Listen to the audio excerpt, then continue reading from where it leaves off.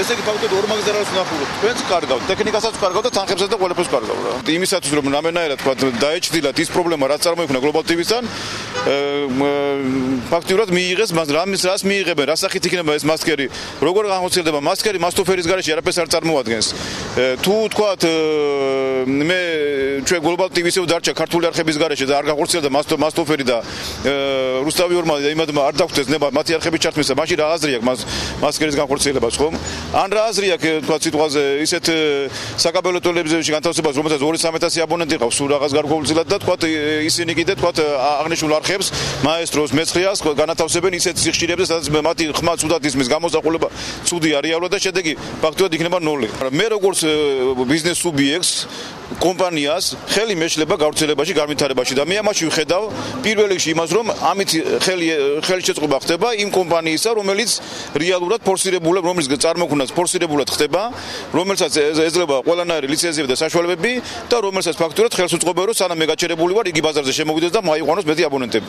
ჩვენ მივიჩნევდით, რომ მარეგულირებელი კომისიის გადაწყვეტილება არაკანონიერი იყო, ვინაიდან მარეგულირებელმა კომისიამ არ გამოიკვლია ფაქტობრივი გარემოებები, არ დააკმაყოფილა არც ერთი ჩვენი შუამდგომლობა, რომელიც ზეპირი მოსმენის დროს დადგა ჩვენი მხრიდან, შესაბამისად მიიღო ისეთი გადაწყვეტილება, რომელიც არ უნდა მიიღო.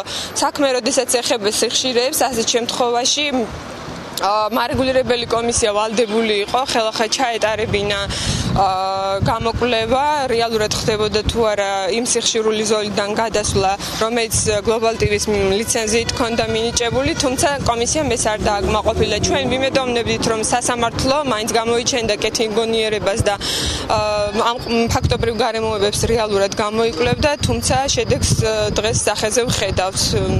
გადაწყვეტილება არ დაკმაყოფილდა.